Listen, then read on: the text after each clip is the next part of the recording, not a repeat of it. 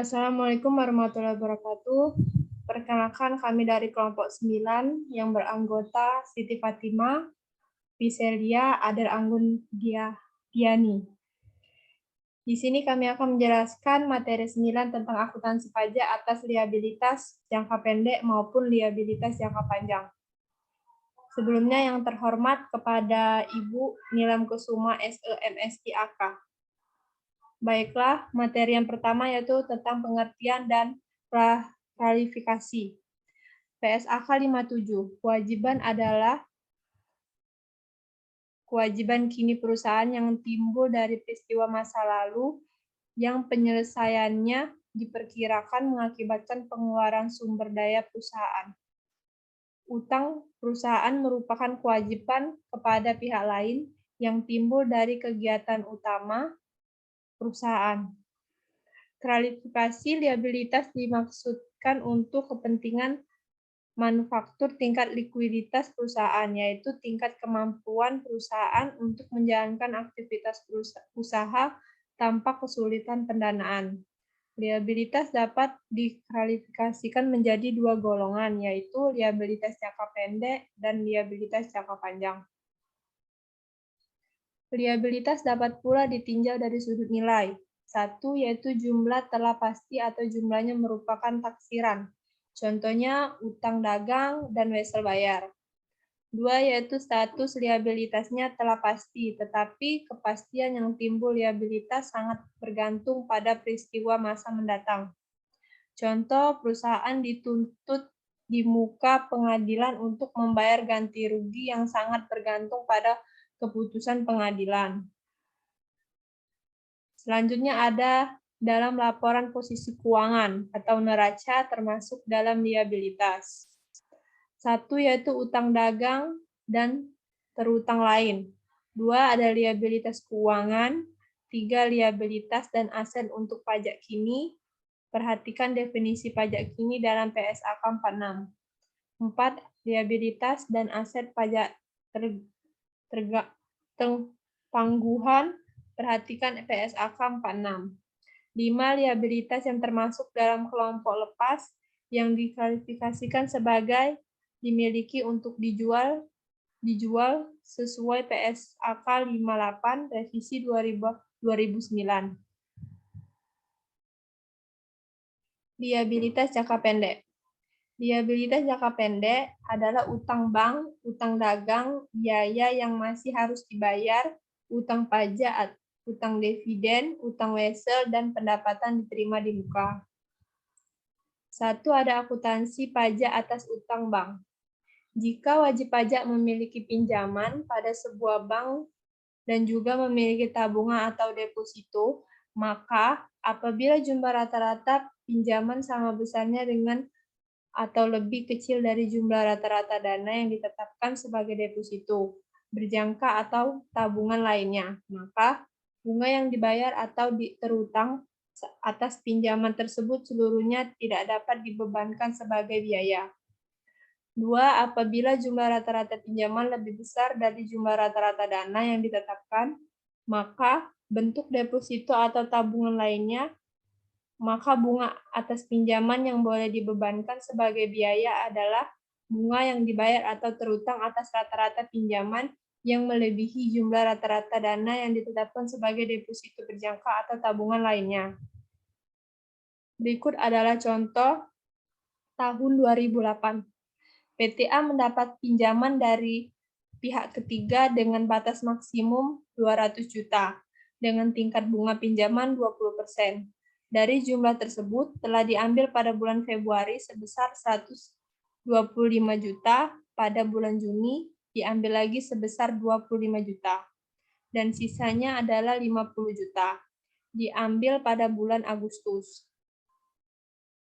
Selain itu, WP mempunyai dana yang ditempatkan dalam bentuk deposito dengan perincian Februari sampai dengan Maret 25 juta, April sampai dengan Agustus 46 juta, September sampai dengan Desember 50 juta.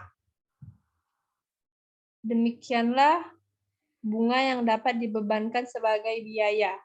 Rata-rata pinjaman bulan Januari 0 dalam jangka waktu 1 bulan. Rata-rata pinjaman Februari sampai Maret yaitu 125 juta dalam jangka waktu 4 bulan, jumlah pinjamannya adalah 500 juta. Rata-rata pinjaman Juni sampai Juli yaitu 150 juta, jangka waktu 2 bulan, jumlah pinjaman 300 juta. Rata-rata pinjaman Agustus sampai Desember pinjamannya 200 juta, jangka waktu 5 bulan, jumlah pinjamannya 1 M. Maka jumlahnya 1,800 juta. Berikut ini rata-rata pinjaman per bulan, yaitu 1.800.000 juta dibagi 12 bulan, yaitu 150 juta. Rata-rata pinjaman Januari 0, jangka waktunya 1 juta. Rata-rata pinjaman Februari sampai Maret, pinjaman 25 juta, jangka waktu 2 bulan, jumlah pinjaman 50 juta. Rata-rata Juni sampai Juli, pinjaman 46 juta, jangka waktu 5 bulan, jumlah pinjaman 230 juta. Rata-rata pinjaman Agustus sampai Desember, pinjaman 50 juta, jangka waktu 4 bulan, jumlah pinjaman 480 juta. Jumlahnya adalah 480 juta. Rata-rata deposito per bulan yaitu 480 juta dibagi 12 bulan adalah 40 juta. Bunga yang dapat dibebankan sebagai biaya yaitu 20% dikali 150 juta dikurang 40 juta adalah 22 juta. 2 yaitu akuntansi atas utang dagang. Contohnya yaitu tanggal 31 Januari 2008. PTA melakukan pembelian barang dagangan 15 juta secara kredit. Utangnya dilunasi pada tanggal 28 Februari 2008. Maka jurnalnya tanggal 31 Januari pembelian dan PPN masuk pada utang dagang, yaitu 15 juta pembelian, PPN masuk 1.500.000, utang dagang 16.500.000. Pada tanggal 28 Februari, yaitu utang dagang pada kas, yaitu utang dagangnya 16.500.000 dan kas 16.500.000. Selanjutnya akan dilanjutkan oleh rekan saya, Adel Anggundiani. Baiklah, nomor 3, akuntansi atas utang pajak. Utang pajak terdiri dari PPh 21, PPh 23, PPh 26, dan PPN keluaran. Yang pertama, akuntansi pajak atas PPh pasal 21. PPh pasal 21 dipotong pada saat penerimaan gaji karyawan. Contohnya yaitu Alvin Purnomo bekerja pada perusahaan PT Sedap Sekali sejak tahun 2013. Status Alvin Purnomo adalah menikah tetapi belum mempunyai anak. Selama bekerja, Alvin Purnomo memperoleh gaji sebulan sebesar 14.500.000 dari PT Sedap Sekali dan membayar iuran pensiun sebesar 1.950.000.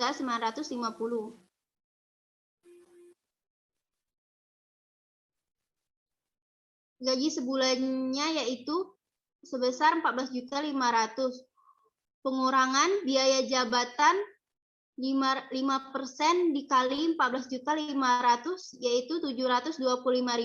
Maksimum diperkenakan yaitu 500.000. Iuran pensiun sebesar 1.950.000. Penghasilan itu sebulan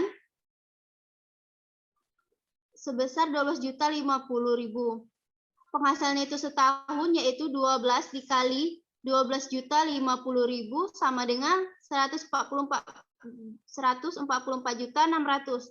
Penghasilan tidak kena pajak setahun.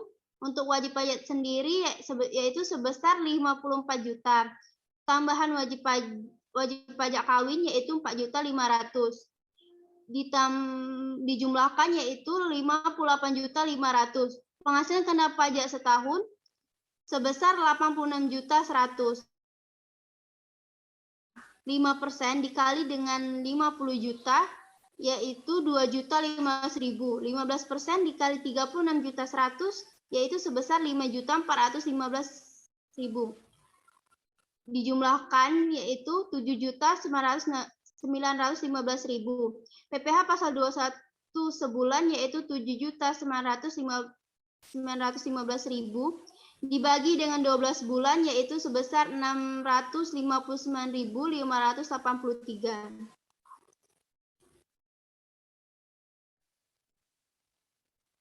Jurnalnya yaitu 1 Januari beban gaji pada debit sebesar 14.500.000, kas pada debit sebesar 13.840.417, utang PPh 21 pada kredit yaitu sebesar 659.583. 31 Januari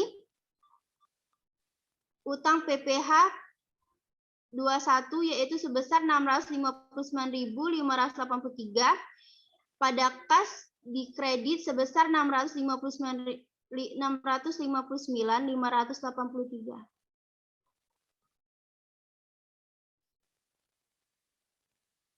Tiga, akuntansi atas utang pajak. 2. Akuntansi pajak atas PPh pasal 23.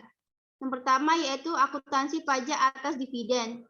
Contohnya, Maret 2009, PT V melakukan pembayaran dividen tahun 2008 kepada pemegang saham, yaitu PT A 20%, PT B 30%, PT C 40%, dan PT D 10%. Jumlah seluruh dividen yang dibayarkan adalah 200 juta. PPh pasal 23 yang harus dipotong, disetorkan, dan dilaporkan di atas, yaitu PT A 15% dikali 20% dikali 200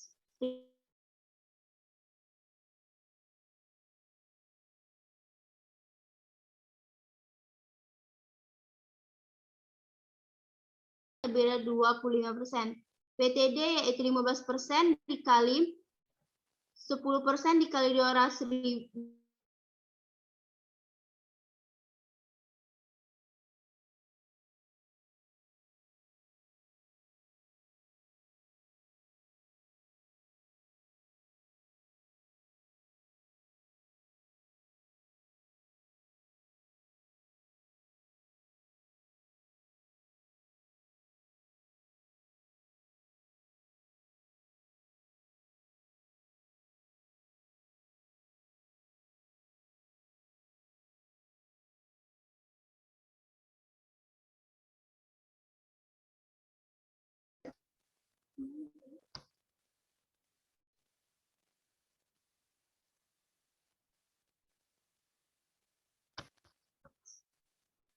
2. Akuntansi pajak atas dividen. Jurnalnya yaitu Maret tanggal 7, dividen PTA sebesar 40 juta pada debit, dividen PTB 60 juta pada debit, dividen PTC 80 juta di debit, dividen PTD 20 juta di debit, utang PPh 23 9 juta di debit, pada kas 191 juta di kredit.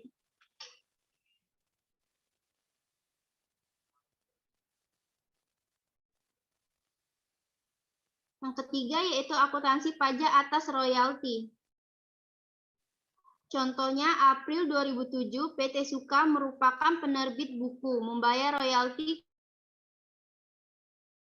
kepada Tuan Sutrisno sebagai menyusun buku sebesar 40 juta PPh pasal 23 yaitu 15% dikali 40 juta yaitu sebesar 6 juta. Jurnalnya April tanggal 7 beban royalti sebesar 40 juta di debit dan utang PPh 23 sebesar 6 juta di kredit dan kas sebesar 34 juta di kredit. Contohnya yaitu PTA menyewakan bus kepada PTB untuk jangka waktu 6 bulan dengan biaya sewa per bulan yaitu sebesar 10 juta pada 1 Mei 2009. Jurnal PTB yaitu 1 Mei sewa dibayar di muka 60 juta di debit, PPN memasukkan 6 juta di debit, utang PPh 23 900.000 di debit, dan kas 65 juta 100 di kredit.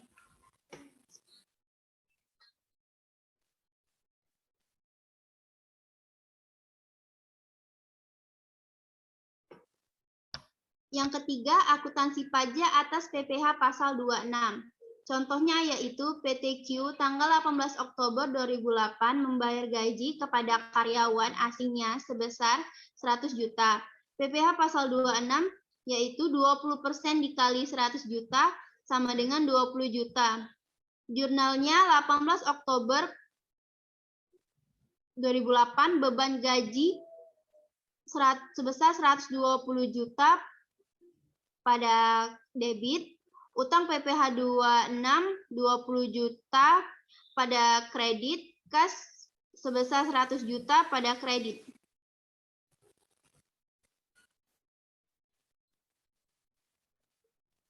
Empat, akuntansi atas utang dividen. Akuntansi pajak atas PPh pasal 26. Pengumuman pembagian laba akan menimbulkan utang dividen, tetapi apabila pembagian laba dilakukan tanpa diumumkan terlebih dahulu, maka tidak akan menimbulkan utang dividen. Terutama dividen akan menimbulkan kewajiban pemotongan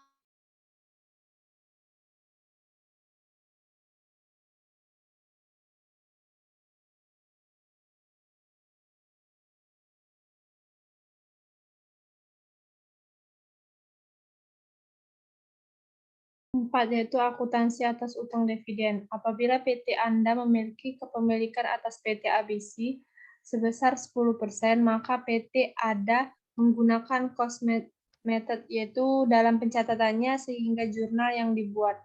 Jurnalnya adalah 28 Desember 2009, piutang dividen, dan PPh 23 dibayar di muka pada pendapatan dividen, piutang dividen senilai 1.275.000, PPh 23 dibayar di muka sebesar Pemotongan PPh 23 sebesar 5% PB. Contoh, tanggal 28 Desember 5 Januari 2009, 2010 yaitu PT ABC mengumumkan akan membayar dividen tunai sebesar 15 juta pada tanggal 5 Januari 2009. 4, yaitu akuntansi atas utang dividen, yaitu jurnalnya 28 Desember 2009 mencatat pengumuman pembagian dividen, saldo laba 15 juta, utang dividen 15 juta. Mencatat terutang PPh 23. Utang dividen pada utang PPh 23 yaitu utang dividen 2.250 dan utang PPh 23 2.250. 5 Januari 2010 yaitu mencatat pembayaran dividen yaitu utang dividen pada kas senilai 12.750. 10 Januari 2010 yaitu mencatat penyetoran PPh 23 ke kas negara yaitu utang PPh 23 2.250 pada kas yaitu 2.250. Selanjutnya akan dilanjutkan oleh rekan saya Piselia.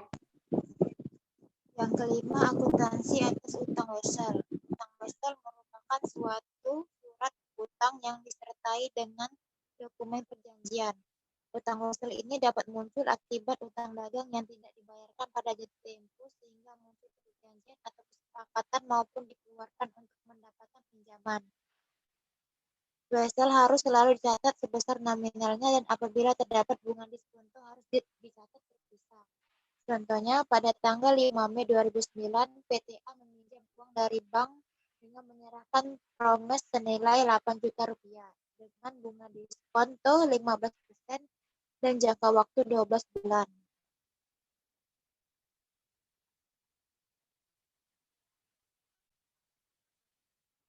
Jurnalnya pada tanggal 5 Mei 2019, kas sebesar 6.800.000, diskonto wesel bayar 1.200.000, wesel bayar senilai 8 juta rupiah. Pada tanggal 31 Desember 2019, jurnalnya biaya bunga pada diskonto wesel bayar sebesar 800.000 rupiah. Rugi 800.000 rupiah, biaya bunga di kredit sebesar 800.000 rupiah. Pada tanggal 5 Mei 2010, pada saat pelunasan, wesel bayarnya sebesar 8 juta rupiah dan kas sebesar 8 juta rupiah. Transaksi ini merupakan penghasilan bagi bank. Penghasilan ini merupakan objek PPh 23. Yang kelima, akuntansi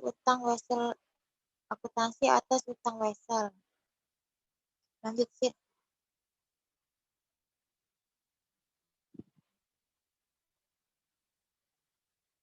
Penghasilan yang diterima dari penjualan barang ataupun penyerahan jasa yang diterima sebelum terjadi penyerahan barang atau jasa akan dilaporkan dalam kelompok kewajiban karena setelah pemberi jasa atau penjualan barang tersebut menerima uang, maka akan timbul kewajiban baginya untuk menyerahkan barang maupun jasa di kemudian hari.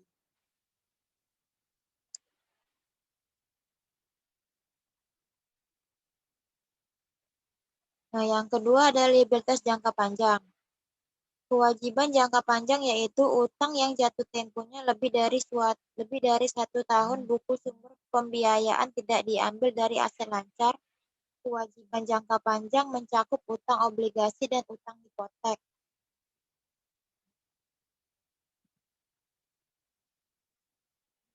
Yang pertama, kewajiban jangka panjang berupa utang obligasi. Utang obligasi yaitu janji tertulis untuk membayar bunga secara periodik dengan jumlah nilai nominal pada tanggal jatuh tempo. Pada obligasi dapat terjadi adanya agio atau premium dan juga disagio atau diskon. Agio ataupun disagio terjadi karena perbedaan suatu bunga pasar dengan suku bunga yang terdapat dalam obligasi. Agio dan disagio merupakan penyesuaian terhadap tarif bunga nominal sehingga perlu dilakukan amortisasi tahunan atas jumlah agio atau disagio tersebut. Alternatif amortisasi berdasarkan metode garis lurus dan bunga efektif.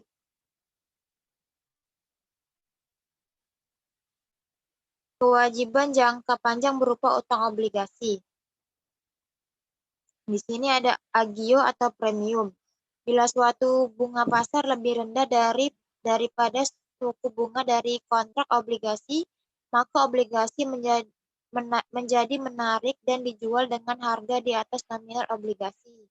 Sedangkan disagio, apabila suatu bunga pasar lebih tinggi dari suku bunga obligasi, maka obligasi menjadi tidak menarik dan dijual dengan harga diskonto. Agio mengurangi biaya bunga, sedangkan disagio menambah biaya bunga. Dari objek PPh 23, agio merupakan penghasilan bagi yang menerbitkan obligasi atau pemotong PPh 23 adalah pembeli obligasi.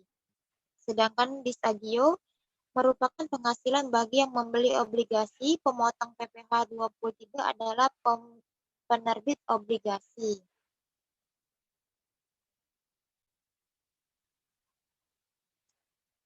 Contohnya yaitu PT Arya menjual obligasi dengan nilai nominal 300 juta rupiah dengan bunga 20% per tahun kepada PT Raya seharga 320.000 rupiah.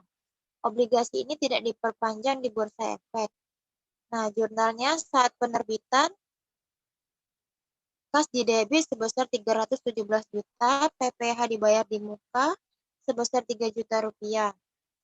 Dan utang obligasi sebesar 300 juta rupiah, premium obligasi dikredit sebesar 20 juta rupiah.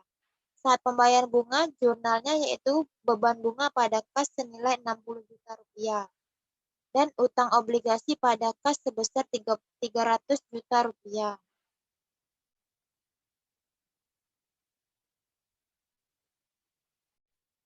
Baiklah, di sini saya akan membacakan definisi pendapatan menurut para ahli. Pendapatan merupakan salah satu unsur yang paling utama dari pembentukan laporan laba rugi dalam suatu perusahaan. Banyak yang masih bingung dalam penggunaan istilah pendapatan. Hal ini disebutkan pendapatan dapat diartikan sebagai revenue dan dapat juga diartikan sebagai income. Ada beberapa ahli yang mendefinisikan pendapatan. Yang pertama, menurut Wibowo dan Abu Bakar. Pendapatan adalah kenaikan harga perusahaan karena adanya transaksi dari pihak ketiga. Yang kedua ada menurut Niswonger, yaitu memberi penekanan pada konsep pengaruh terhadap ekuitas pemilik, yaitu pendapatan atau revenue. Suatu peningkatan ekuitas pemilik yang diakibatkan oleh proses penjualan barang dan jasa kepada pembeli. Pengertian pendapatan ini didefinisikan oleh Sofyan Shafir sebagai kenaikan gross di dalam aset atau penurunan gross dalam kewajiban yang dinilai berdasarkan prinsip akuntansi yang berasal dari kegiatan mencari laba.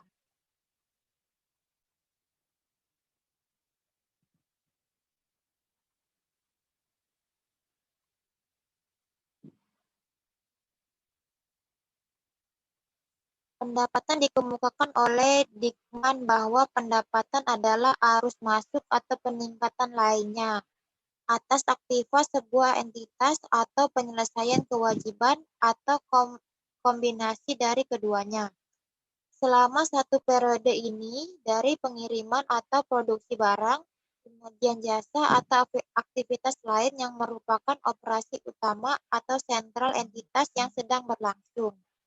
Menurut standar akuntansi keuangan, kata income diartikan sebagai penghasilan dan kata revenue sebagai pendapatan, penghasilan atau income meliputi baik pendapatan atau revenue baik maupun keuntungan atau gain.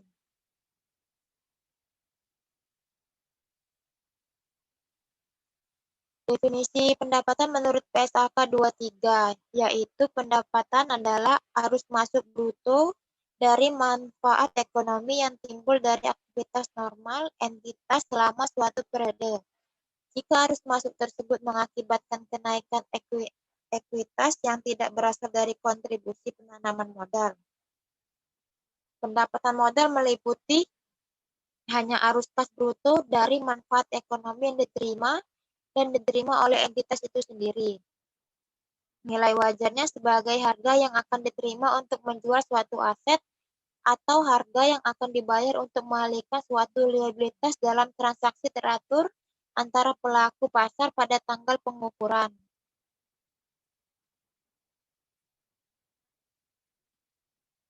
Secara umum, perusahaan dapat memperoleh pendapatan atau arus kas masuk melalui 3 cara. Yang pertama, penjualan barang, termasuk barang dagang dan aset spesifik.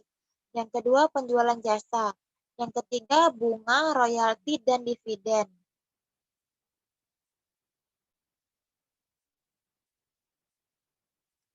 Bagaimana pengukuran terhadap pendapatan? Pendapatan diukur dengan nilai wajar imbalan yang diterima atau dapat diterima. Jumlah pendapatan yang timbul dari transaksi biasanya ditentukan oleh persetujuan antara entitas dan pembelian atau penggunaan aset tersebut. Pada umumnya, imbalan tersebut berbentuk kas atau setara kas yang diterima atau yang dapat diterima. Namun, jika arus masuk dari kas atau setara kas ditangguhkan, maka nilai wajar dari imbalan tersebut mungkin kurang dari jumlah nominal dari kas yang diterima atau dapat diterima. Selanjutnya akan dibacakan oleh Siti Fatimah. Baiklah, pada saat kapan pendapatan akan diakui? Pendapatan akan diakui ketika besar kemungkinan bahwa manfaat ekonomi akan mengalir ke dalam perusahaan dan nilai manfaat tersebut dapat diukur dengan andal.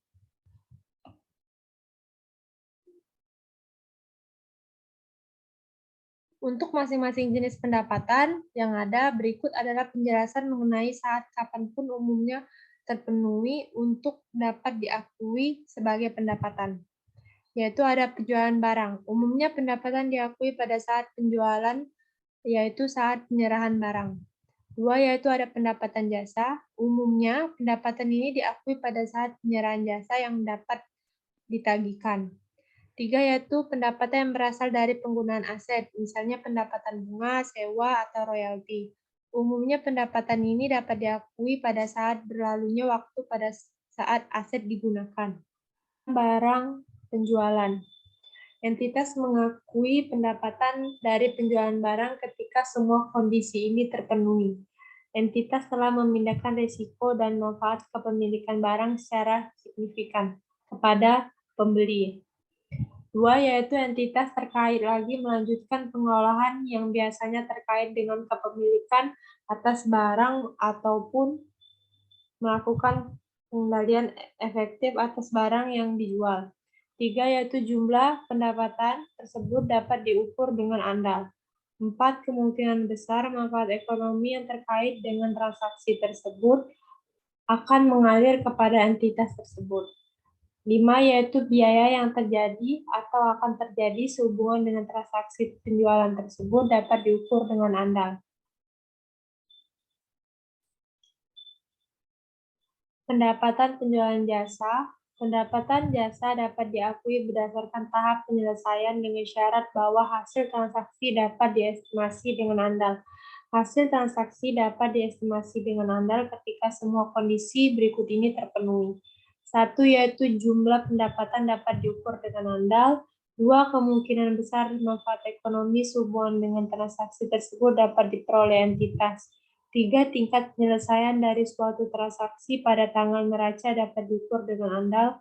4. Biaya yang timbul untuk transaksi dan biaya menyelesaikan transaksi tersebut dapat diukur dengan andal. Pengungkapan pendapatan. Suatu entitas mengungkapkan pendapatan dalam laporan keuangan sebagai berikut.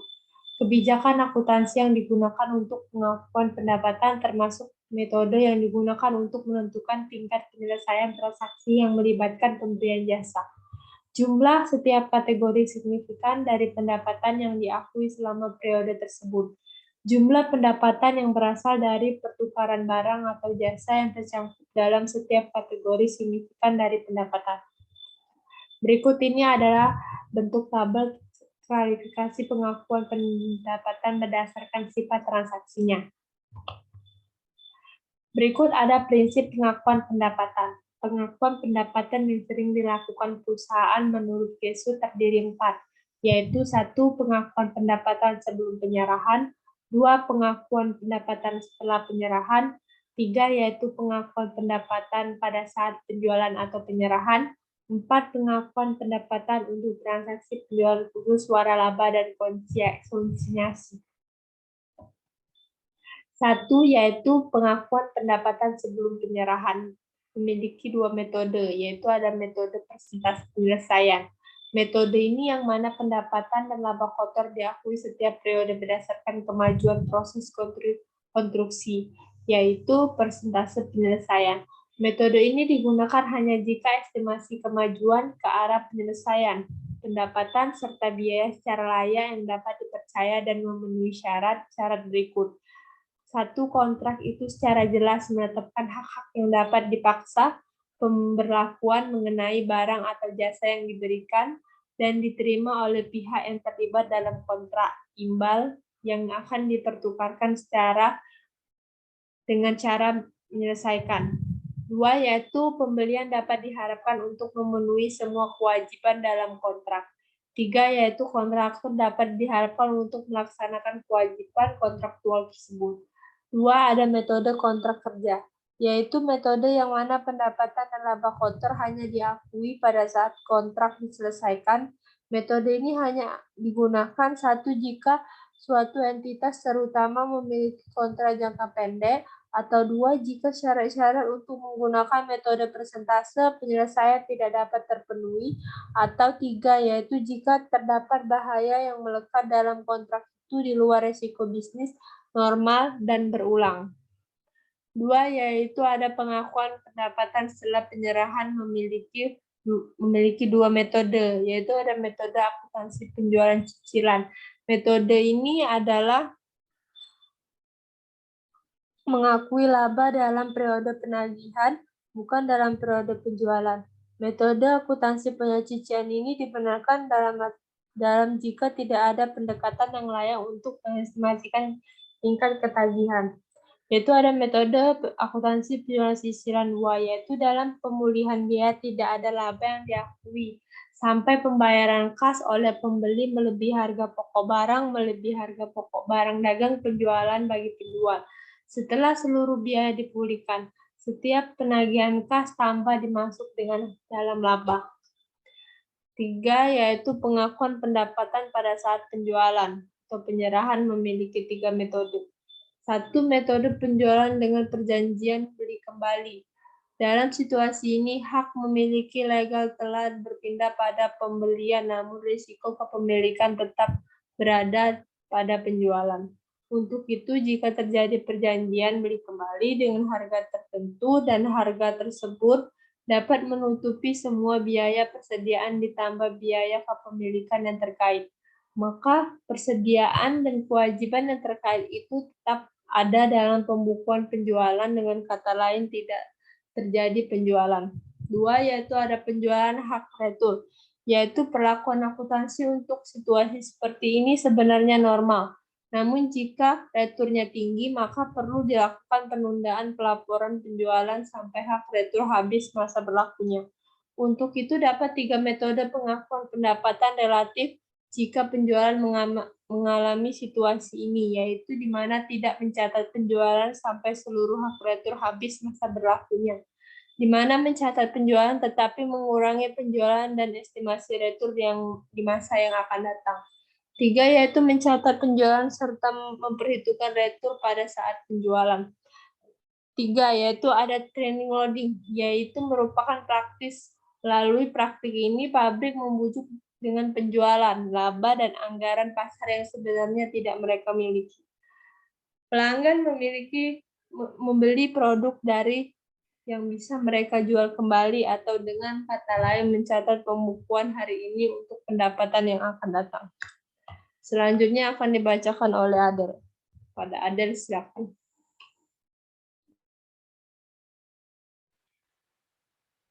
Yang keempat ada pengakuan pendapat untuk transaksi penjualan khusus waralaba dan konsiasi. Yang pertama, waralaba. Perusahaan waralaba memperoleh pendapatan dari sumber, yaitu yang pertama, dari penjualan waralaba awal dan aktiva atas jasa terkait.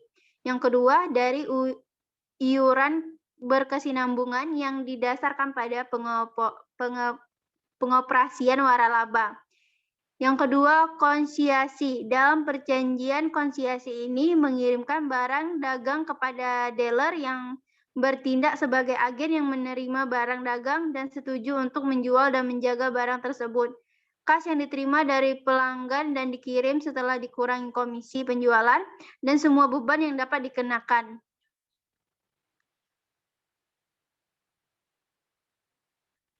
Berikut contoh soal. Contoh soal PSAK 23 pengakuan pendapatan.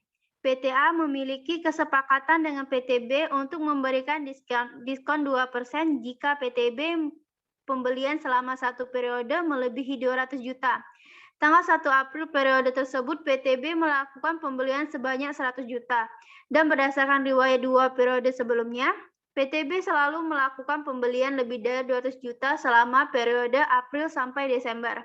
Berdasarkan kasus di atas, PTA harus mengurangi pendapatannya sebesar 2% dikali 100 juta, yaitu 2 juta, dan melakukan pencatatan sebagai berikut. Pada 1 April, piutang 90 juta di debit, pada kas 98 juta di kredit. Jika PTB ternyata gagal memenuhi batas minimum diskon selama periode tersebut, maka PT mencatat jurnal sebagai berikut. Tanggal 31 Desember, piutang sebesar 2 juta pada di debit dan penghapusan diskon 2 juta di kredit.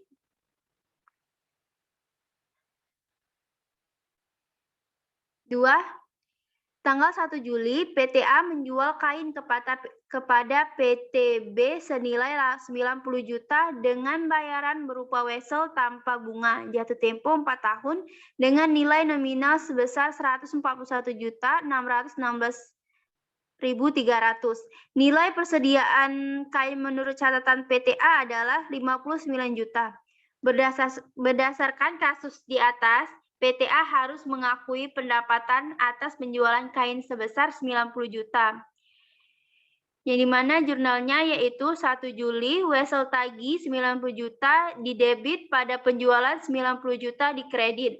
PTA kemudian mengestimasi dan menentukan suku bunga wesel sebesar 12%. PTA kemudian mencatat penerimaan bunga wesel sebagai berikut. Tanggal 31 Desember, wesel tagi sebesar 5.400.000 pada debit dan pendapatan bunga 5.400.000 pada kredit, yaitu 12% dikali setengahnya dikali dengan 90 juta.